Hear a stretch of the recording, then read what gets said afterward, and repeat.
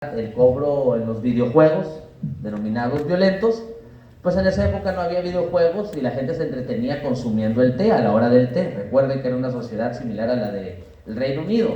Así que eso generó, entre otras razones, la inconformidad de los comerciantes y que quisieran participar en política, que quisieran participar en la vida pública, en las decisiones del Estado. Pero cuando triunfa la Revolución Americana, cuando triunfa la Revolución Francesa en Europa, su símil, se logra, sí, que se expanda el sufragio universal, que más personas participen con su voto, pero todavía había la mitad de la población sin esa posibilidad, quienes eran las mujeres. La mayoría de los países reconocieron el voto de las mujeres hasta bien entrado el siglo XX. Incluso hubo países que reconocieron el derecho de ser votadas, pero no el derecho de votar. Aquí en México se dio esa contradicción. ¿Quién conoce la calle Tercera del Centro? ¿Cómo se llama esa calle? Se llama Felipe Carrillo Puerto. Felipe Carrillo Puerto fue gobernador de Yucatán y formó parte de una familia que participó mucho en política en ese estado. Su hermana, Elvia Carrillo Puerto, fue la primera mujer en ser electa para un puesto de representación popular. Fue electa regidora, fue electa diputada local en su estado, pero ¿qué creen? No pudo votar por sí misma. Sí podía ser votada, pero no podía votar. Había esa contradicción. Y esa contradicción ocurrió en muchas partes del mundo, donde primero se reconoció el derecho a votar y luego a ser votada, o viceversa.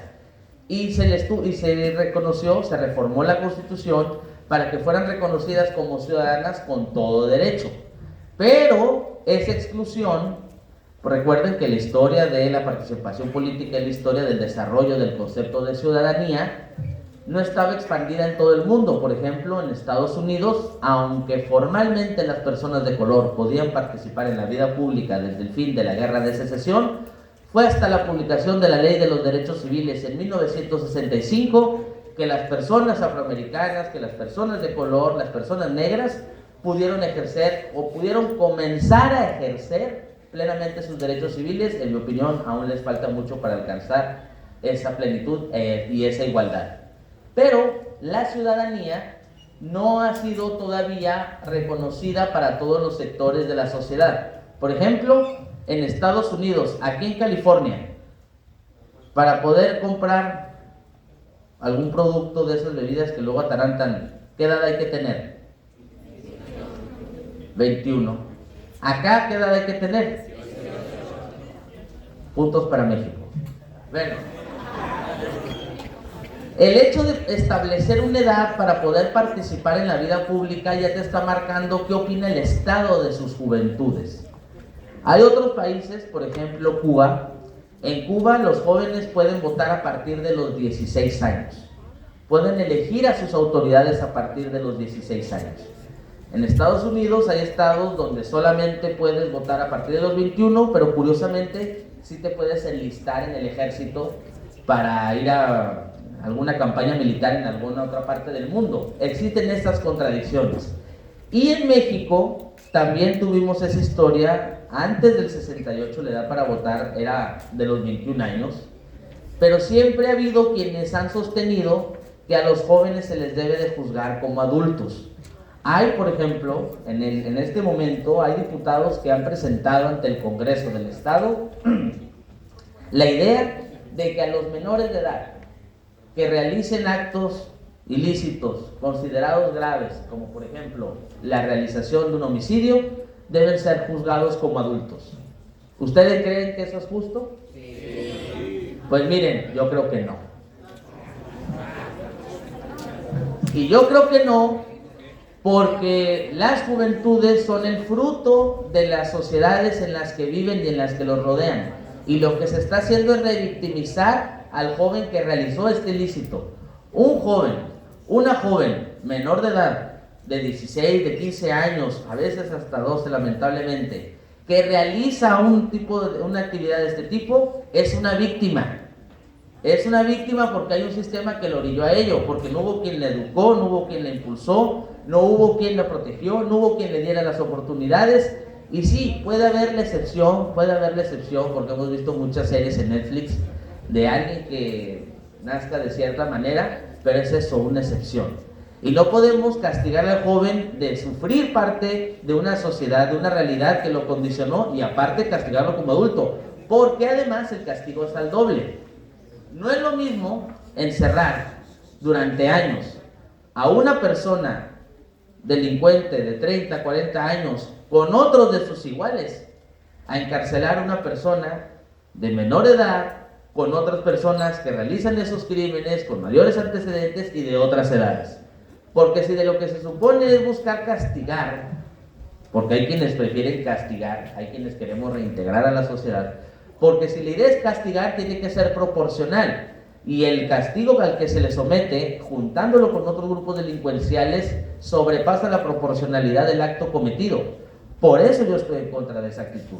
Y a partir de ahí, de esta diferencia válida y legítima y democrática, recuerden, la democracia es igual a diferencia. Hay quienes han dicho que la democracia es igual a consenso, y no es así. Solamente en las democracias, solamente en las sociedades libres, puede haber diferencias, puede haber conflicto, puede haber distintas opiniones. ¿Saben en dónde no hay conflictos? En los estados autoritarios. Ahí sí no hay conflicto. Ahí es lo que dice el gobierno y se acabó. Y no se trata de eso. Así que yo celebro la diferencia porque eso permite diálogo, eso permite discusión y eso es muestra de una sana democracia. Pero a partir de esta pregunta podemos preguntarnos, tomando en cuenta lo que nos presentó la introducción que hizo Luis Ardín, ¿cuál debe ser la relación del Estado con las juventudes? Porque el Estado lo que hizo durante los cientos de años que resumimos ahorita fue generar un círculo de personas que solo pudieran participar. Desde la teoría del buen gobierno de Aristóteles se señalaba que el gobierno de uno en beneficio de todos era el mejor gobierno, el del monarca. Incluso Platón le denominaba el filósofo rey. Si el más capaz entre nosotros es el rey, ¿por qué tendríamos que participar los demás? Que ese único capaz, bueno, moralmente correcto, sea el que decida. Y estaba su versión degenerada. ¿Cuál es la versión degenerada de la monarquía? El tirano, el déspota, el gobierno de uno en beneficio de uno. Pero también Aristóteles decía que existía el gobierno aristócrata, que era el gobierno de los pocos en beneficio de todos. ¿Y quiénes son esos pocos? Los mejores. Pero estaba su versión degenerada, la oligarquía. ¿Y cuál era la oligarquía? El gobierno de pocos en beneficio de esos pocos nomás. ¿Y cuáles pocos eran esos? Los que tenían poder, los que tenían recursos, los que tenían las armas. Y el tercer tipo de gobierno era la llamada politeia, que era el gobierno de muchos en beneficio de todos. Y su versión degenerada, originalmente, ya luego se adoptó el concepto, ¿cuál era? La democracia, porque era el gobierno de muchos en beneficio de esos muchos, no de todos. Pero ahorita, esta expansión, ¿cuál de esos tres modelos de gobierno, cuál creen que ha triunfado a nivel mundial? ¿Cuál modelo? ¿La monarquía, la aristocracia o la democracia? Entonces, si ese es el modelo que ha triunfado, aunque hay gente que no está de acuerdo, también hay que decirlo, hay propuestas denominadas postdemocráticas que dicen que deberían de sortearse todos los puestos públicos a partir de ciertos requisitos, que eso impediría que las campañas electorales y el que tuviera más dinero definiera quién tuviera el poder, pero eso es otra teoría. Pero la democracia siempre ha tenido una tensión entre quienes quieren contenerla y entre quienes quieren expandirla. Entre quienes dicen solamente deben de votar unos cuantos y entre quienes dicen deben de votar todos. Entre quienes dicen solo se deben de votar estas cosas o entre quienes dicen se deben de votar más cosas. Por ejemplo, aquí en Baja California ubican dónde queda la zona escolar, las zonas escolares. ¿Quién es el jefe de zona escolar de aquí, de donde estamos, de esta parte de la ciudad? Bueno, en California ya eligen eso, el jefe de la zona escolar. ¿Cómo se llama el director de la Comisión del Agua de aquí de Tijuana? Bueno, allá en California lo eligen también. De hecho, tienen distritos más chicos. Hay un distrito de Notay, por ejemplo, del agua. Y esas diferencias indican cuál es la relación que tiene el Estado con su sociedad. ¿Qué tanto debe de participar la sociedad en el Estado y qué tanto debe participar el Estado en la sociedad? Hay quienes, por ejemplo, dicen que el Estado no debe de prohibir el matrimonio igualitario. Y hay quienes dicen que sí. ¿Ustedes qué opinan? ¿El Estado debe de definir quién sí puede casarse con alguien o no debe de hacerlo? Ahí, por ejemplo, ustedes están diciendo el Estado no debe de participar en esto. El Estado puede participar en otras cosas, sí, en otras no, pero en esta no. Y por eso la pregunta es, ¿cuál debe ser el papel del Estado con respecto de las juventudes? Yo creo que lo que debemos de hacer en los 3 niveles de gobierno, ojo, gobierno no es lo mismo Estado. El Estado son las instituciones, el gobierno lo cambiamos cada 3 o cada 6 años. Pero lo que deben de hacer las instituciones del Estado es ayudar en este proceso y facilitar la integración de las juventudes en la vida pública. Yo soy de la idea que debido a la formación que ya tienen, que debido a las fuentes de información que existen y debido a que cada vez hay una vida pública más socializada, que las personas de 16 años también deberían de poder votar. Yo creo que pudieran de tener ese derecho como existe en otros países del mundo. Pero también estos derechos vienen aparejados con obligaciones. Hay países en el mundo, por ejemplo Chile, donde existe el voto obligatorio. Es obligatorio ir a votar. ¿Y quiénes fueron los que presentaron esa iniciativa? Se preguntarán ustedes. Curiosamente, el presidente de Chile, el actual presidente de Chile, que este es su último año, Gabriel Boric, él fue dirigente estudiantil. Y él fue de los que propuso que se estableciera el voto obligatorio. ¿Por qué? Porque sostenía que muchos jóvenes no se les permitía votar en sus casas. Si tú votabas distinto a como votaba tu papá, por lo regular, luego no te llevaban a votar. No te pasaban información o te encargaban hacer algo y eso generaba pues que no pudieras participar. Mientras más gente participa, vamos a tener, no solamente en el proceso electoral, pero también en el ejercicio diario del gobierno y también en las definiciones de lo que nos interesa como sociedad, vamos a tener una visión más completa y más cercana a lo que realmente la gente quiere. Por eso tenemos que expandir las relaciones de quienes participan. También sostengo que el Estado no puede desligarse del papel de las juventudes. ¿Por qué? Porque hemos considerado tener un Estado enfermero. ¿Por qué Estado enfermero?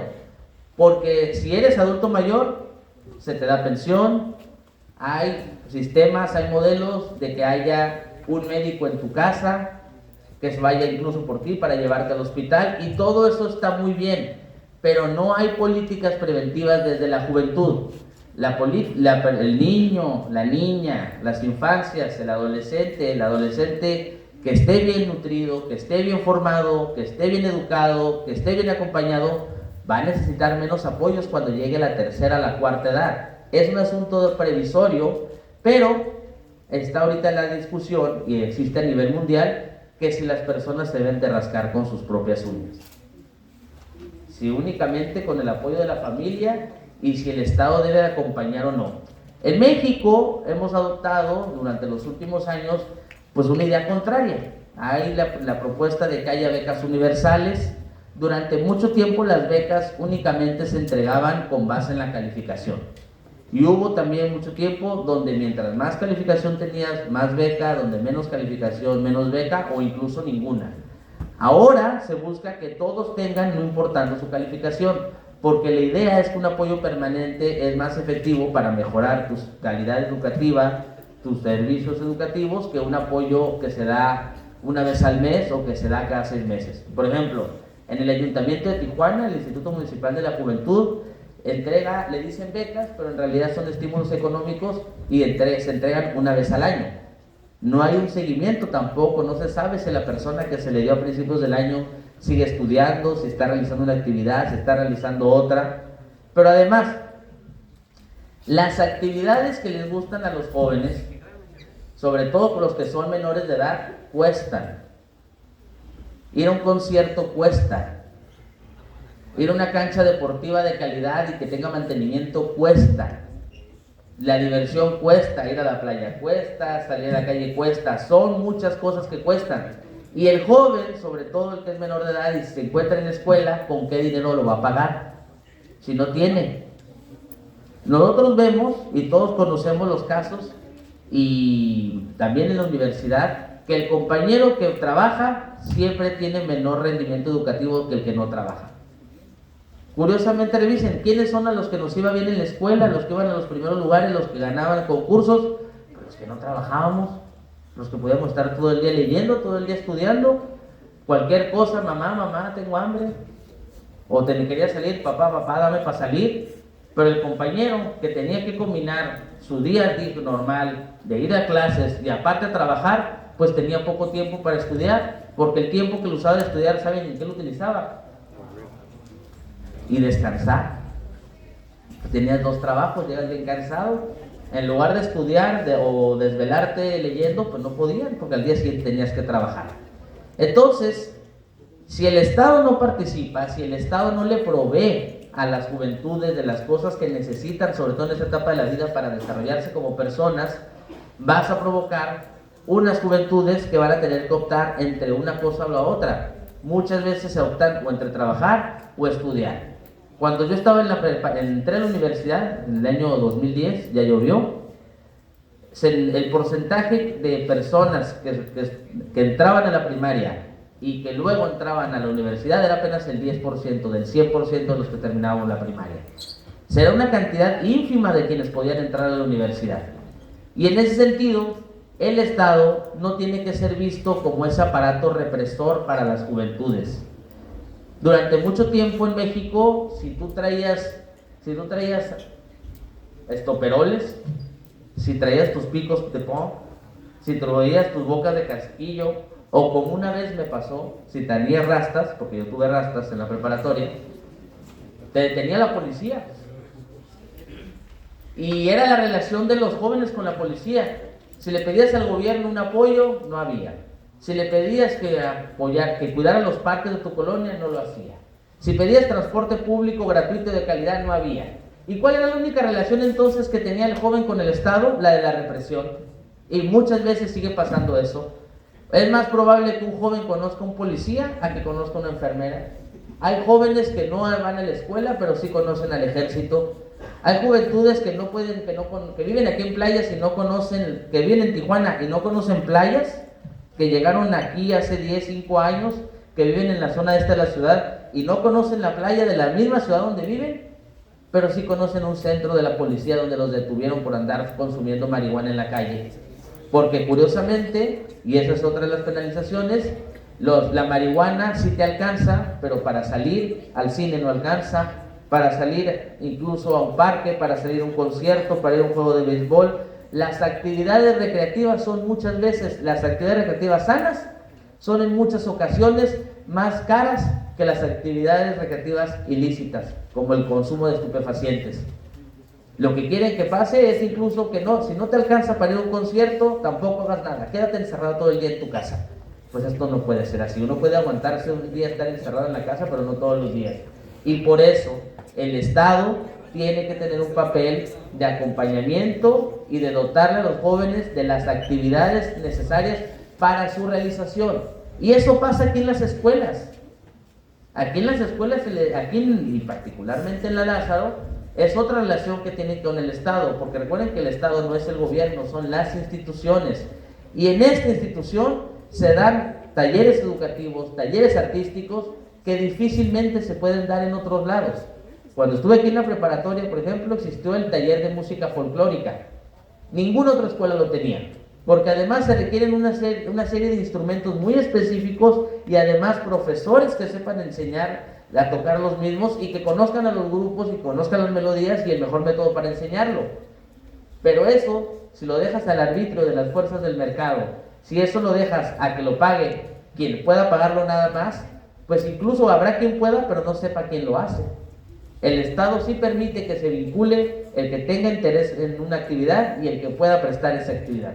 Por eso, la mejor manera de que las juventudes se relacionen con el Estado es que las involucremos en las tomas de decisiones. No solamente hay que verlos como receptores de, se les da algo, no, hay que integrarlos en la toma de decisiones. Hay que preguntarle a los jóvenes cuáles quieren que sean las políticas de los gobiernos. Hay que preguntarle a los jóvenes cuáles deben ser las prioridades de los ayuntamientos, de los gobiernos locales, de los gobiernos federales. Aunque aún no se reconozca el derecho de la ciudadanía, sí se le reconoce algo. tienen nacionalidad. Podrán no tener ciudadanía, pero sí nacionalidad. Y esa nacionalidad viene con derechos. ¿Y cuál es, entre otros? El definir los destinos de la nación. Yo con eso quiero concluir. Quiero en esta intervención, a menos que haya ronda de preguntas desde luego, pero sí decirles algo. Y con esta idea quiero terminar. Que todas las sociedades, no importa el modelo económico, no importa el modelo político, comparten una historia en común. ¿Y cuál es? La búsqueda de sus sociedades, de sus pueblos, de participar cada vez más y más y más en la vida pública de su país. Ustedes no van a encontrar un movimiento social en cualquier país del mundo triunfante basado en la exclusión de los otros ciudadanos. Lo que sí van a encontrar son todos los traumas que provocaron esos movimientos. Por ejemplo, el movimiento nazi en Alemania que provocó la Segunda Guerra Mundial. Ese grupo deliberadamente estaba promoviendo la exclusión de enormes grupos étnicos de la población. Y vean lo que provocó. ¿Ustedes creen que si ahorita hubiera un movimiento social que proponiendo quitarle el voto a las mujeres triunfaría? ¿Creen que eso es posible? Los derechos, una vez que se conquistan, se defienden y deben de expandirse. Porque si existe un derecho, pero si ese derecho es solamente para unos cuantos, entonces no es derecho, es privilegio.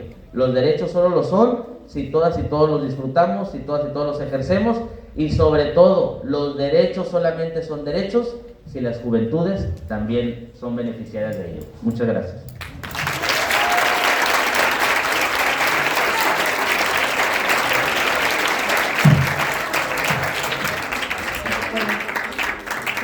Muchas gracias, regidor.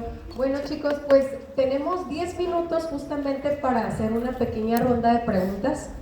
Quien tenga ya formulada su pregunta puede levantar la mano y con gusto le paso el micrófono. Solo 10 minutitos para no excedernos del tiempo. ¿Quién dice yo? ¿Alguna pregunta, comentario en relación al tema que acaba de brindar el regidor? Ok, de este lado. Vamos a pasar.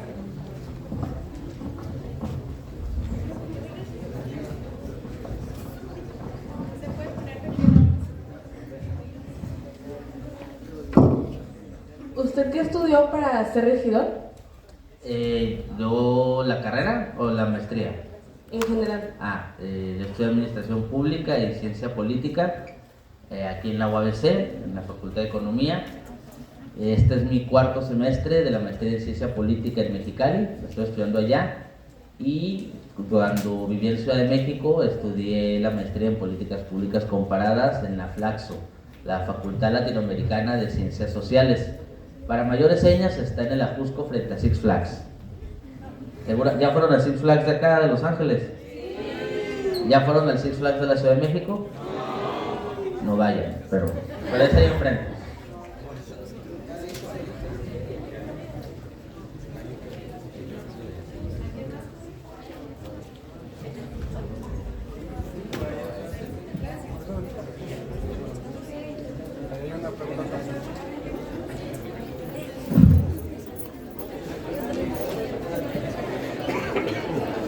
Buenas tardes. Buenas tardes. Mi pregunta es, ¿cuáles son los mayores riesgos a los que se ha enfrentado durante su carrera laboral?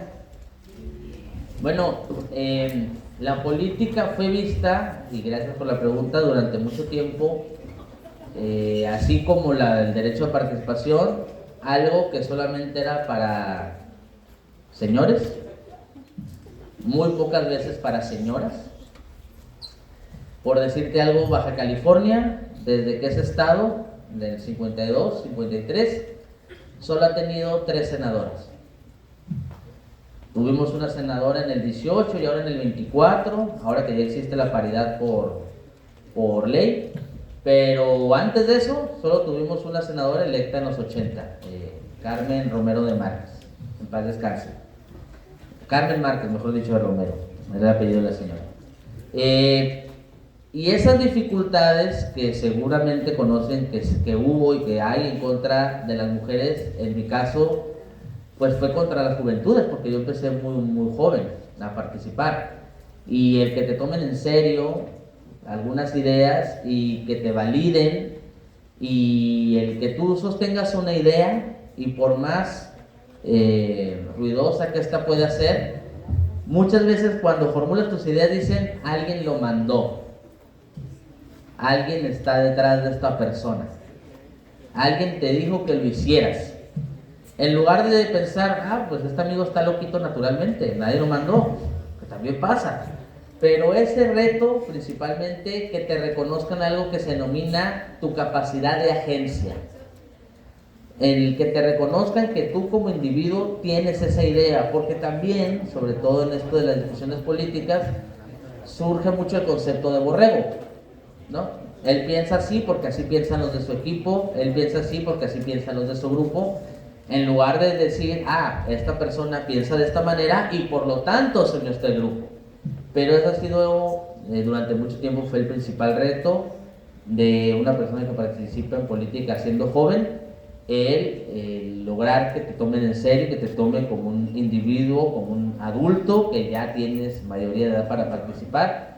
Pero es normal también, porque así como existe el prejuicio de arriba hacia abajo, pues también llega a existir el prejuicio de abajo hacia arriba, ¿no? Existe la frase en la sabiduría popular de chango viejo no aprende maroma nueva, y a veces cuando uno es muy joven y dialoga con personas de más edad, tampoco te esfuerzas en explicar tus puntos porque dicen, ¿para qué lo hago si no me va a entender, si está casado con sus ideas?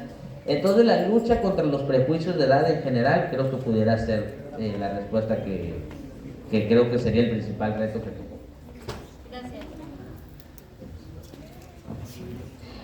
Buenos días.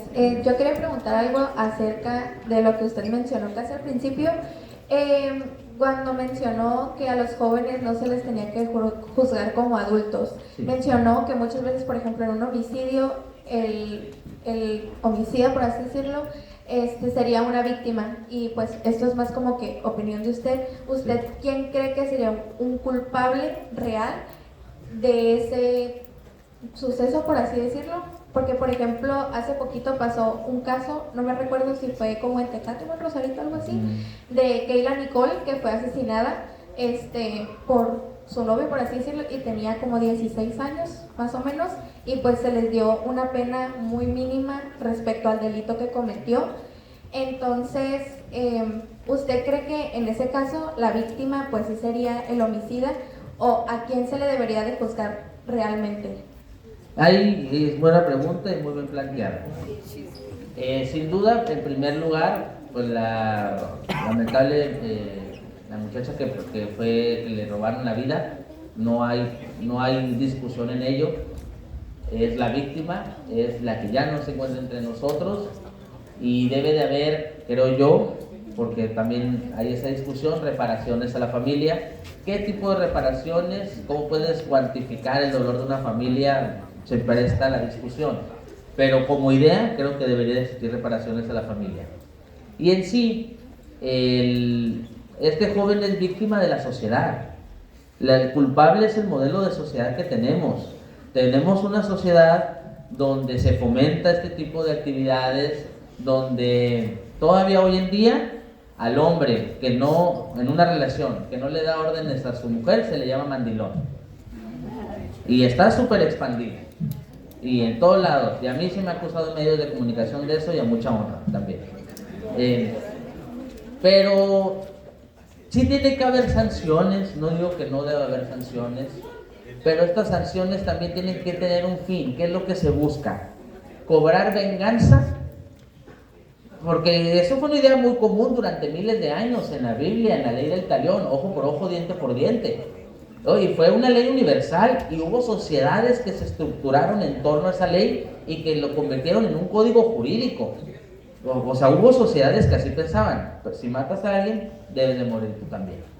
Lamentablemente, por otras razones, con el poder judicial que tenemos en México, en general, no es descabellado pensar que a una persona se le sancione con la pena de muerte, y a los años, a los meses, el Estado diga: oiga, usted disculpe, vimos que era culpable.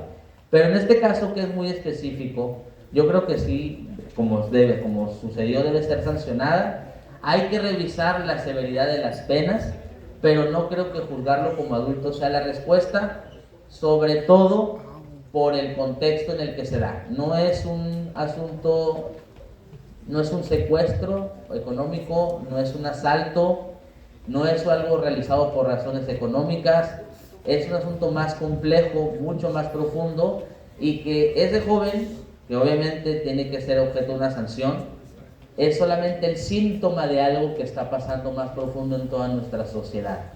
Como ese caso, hay otros, y si no hacemos algo para atenderlo, habrá otros más. Por lo tanto, ¿qué tenemos que tener? La severidad, ¿con qué tenemos que tenerla? ¿Con el síntoma o con la enfermedad? En general, si le ponemos nombres y lo particularizamos, y sobre todo a los familiares de la muchacha, pues obviamente los familiares van a querer hacer el todo, quemarlo todo. No hay manera de no empatizarlo y no hay manera de que no tengan la razón y que no se les puede decir nada.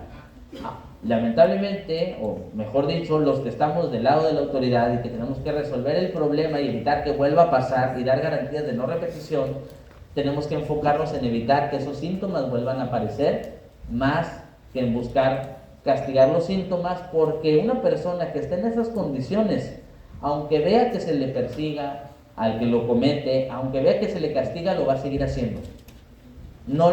Esas personas hacen lo que hacen aún sabiendo el riesgo, aún sabiendo el castigo y aún teniendo la certeza de que serán detenidos, lo siguen haciendo. Lo mismo pasa en Estados Unidos con los mass shootings, con los tiroteos. Allá saben que si vas a hacer un tiroteo, te van a detener.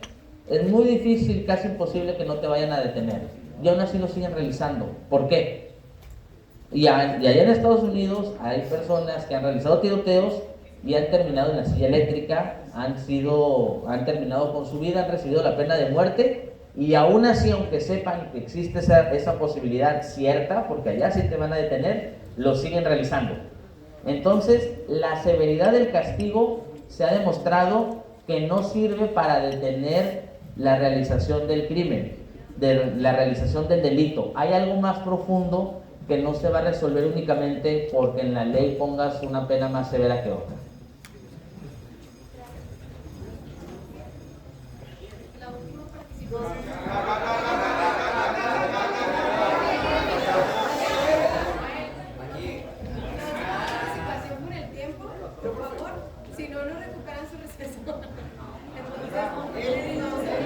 Ya, dale. A mano alzada, a mano alzada.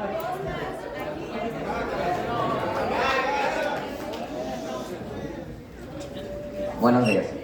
Mi pregunta es de que, ¿qué aspiraciones tiene para Tijuana? Bueno, es el jueves 23 de octubre, mañana presento mi primer informe de actividades, 6 de la tarde, Delegación San Antonio de los Buenos, quien pueda acudir, por favor. Este año me voy a enfocar, y ya hicimos avance en la comisión, en que queremos que haya un sistema de bicicletas compartidas para Tijuana. Ya hay en la Ciudad de México, ya hay en Guadalajara, hay en Mazatlán, hay en otras partes también de Estados Unidos, y creo que ya es el momento de que haya ese sistema de bicicletas compartidas. ¿Qué rutas va a haber? Pues obviamente sería positivo que hubiera aquí en el Boulevard, aquí en Paso de los Héroes, pero eso lo vamos a discutir entre todos, entre la sociedad civil, entre la empresa que se le va a concesionar el sistema de bicicletas. Yo no estoy planteando que el ayuntamiento compre bicicletas y gestione las bicicletas. Lo que estoy planteando es que el ayuntamiento modifique los carriles, los adecue para que puedan instalarse las bicicletas, y como sucede en la Ciudad de México, que han usado el sistema Ecobici de allá. Aquí incluso está la aplicación, muy fácil. Pagas la anualidad o pagas la mensualidad o la semana, y mientras más tiempo pagues, más barato. Yo tengo, por ejemplo, la anualidad. Me voy a enfocar mucho este año en eso. Creo que necesitamos más opciones de movilidad, más opciones de transporte público. En Tijuana nos queremos mover a todos lados en un solo método, en el carro, cuando en las grandes ciudades del mundo, y Tijuana ya es una gran ciudad de más de 2 millones, la gente se mueve con varios métodos durante el mismo día, no solamente con un método, y por eso este año voy a estar trabajando mucho en esta iniciativa que ya se presentó del sistema de bicicletas compartidas. pero no creo que es o sea, sea más necesario arreglar las calles de Tijuana que bicicletas. Sin duda, hay quienes pueden decir eso, hay quienes pueden decir que es la seguridad, hay quienes pueden decir que lo más importante es la limpieza. Hay muchas personas que pueden considerar que distintos temas son importantes. Hay quienes creen que lo más importante es la protección al ambiente. Entonces, como regidor, yo no puedo decirle a alguien si es más importante o no su tema. Yo tengo que atender todos los temas. Y si a mí me busca, porque lo han hecho los activistas de las bicicletas, y me dicen que impulsemos eso, pues yo me vería muy mal diciéndole, no lo haré porque es más importante los baches. Tú lo puedes pensar y todos pueden pensar que un tema es más importante que el otro y se vale, pero el gobierno tiene que atender a todos. Y además, el que haya bicicletas compartidas también, como lo mencioné, el gobierno va a tener que adecuar las calles para que haya ciclopistas, para que haya señalamientos, y al hacerlo se van a arreglar. Creo que no están peleados, creo que esos dos temas, por ejemplo, combatir los baches y que las bicis puedan transitar, no están peleados, creo que se complementan. Gracias. Y vamos con la última participación, por favor. ¿Qué metas personales se ha propuesto durante su gestión de regidor? Bueno, el año pasado, en cuanto entramos en octubre, revisamos todos los reglamentos que tiene Tijuana. Tijuana tiene 120 reglamentos municipales. Es el municipio con más reglamentos de todo el país. ¿Conocen ustedes el reglamento del sistema de autogestión? Pues yo tampoco hasta que entré. Ahí di, ¿qué es esto, no? Revisamos cuáles eran los que tenían más tiempo sin haberse modificado, sin haberse arreglado. ¿Y qué creen? El reglamento de panteones de Tijuana tenía 62 años sin haberse modificado. Todavía estaba Rosarito, ahí como dentro de los panteones de la ciudad. Entonces, trabajamos en una iniciativa para abrogar ese reglamento, lo eliminamos y creamos uno nuevo. Establecimos ahora ya protocolos de cómo deben de funcionar los panteones municipales. Este tema de panteones está en el artículo 115 de la Constitución como uno de los temas que debe atender el municipio. Y finalmente no pedí la dispensa de trámite, nos fuimos a comisiones y en el primer trimestre de este año se aprobó y se reconocieron, entre otras cosas, que debemos de sembrar plantas nativas en los panteones, que las raíces vayan hacia abajo, porque en muchos casos las raíces van hacia los lados y destruyen las tumbas, que deben de ser prioritariamente plantas nativas, endémicas, polinizadoras, y también ya se reconoció la posibilidad de construir panteones verticales, hacia arriba y hacia abajo, porque estos resisten más los sismos y se dañan menos los restos que están ahí descansando. Entonces nos propusimos mejorar los reglamentos y hoy, gracias al trabajo que hicimos en la Comisión de Gobernación, Tijuana tiene el reglamento de panteones más moderno y más actualizado de todo el país. No hay un municipio que tenga este reglamento de panteones, pero hay muchos más todavía reglamentos que hay que reformar.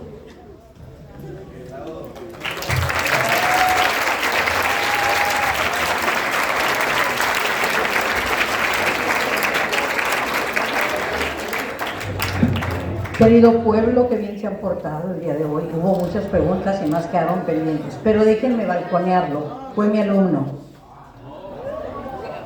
Inquieto el muchacho, inquieto y lo que le sigue. De hecho, a él se le ocurrió invitar a un personaje muy famoso para que fuera el padrino de la generación donde él egresaba. ¿Quieren saber a quién? Andrés Manuel López Obrador. Dijo que sí, pero luego no lo dejaron a él. Esa es otra historia. Creo que esta plática ha sido muy, muy productiva y de hecho, por las caras que yo vi, hubo temas que vale la pena que pensáramos en que esto se hiciera mesas de trabajo. Una especie de parlamento donde la gente leyera y se preparara para la discusión. Porque hubo cosas que él dijo que algunos de ustedes no estuvieron de acuerdo y es válido, pero ahora nada más tenemos que informarnos. Lo vemos en el camino, pero sí sería interesante, sobre todo para los de quinto, que antes de que dejen de ser nuestros alumnos, hayan participado en una especie de parlamento donde se abordaran los derechos y las obligaciones de la ciudadanía. De acuerdo a la plática de hoy, sería interesante. Eso no quiere decir que tercero y primero no fueran invitados. Estoy diciendo porque los de quinto ya casi se van. Bueno, entonces procedo a leer este documento que tengo en mis manos. La Preparatoria Federal Lázaro Cárdenas otorga el presente reconocimiento a Pablo Yáñez Plasencia por haber impartido la conferencia Cómo se relaciona el Estado con la juventud en esta institución educativa el día miércoles 22 de octubre de 2025. Tijuana, Baja California, misma fecha. Mi progreso lo forjará la dedicación al saber.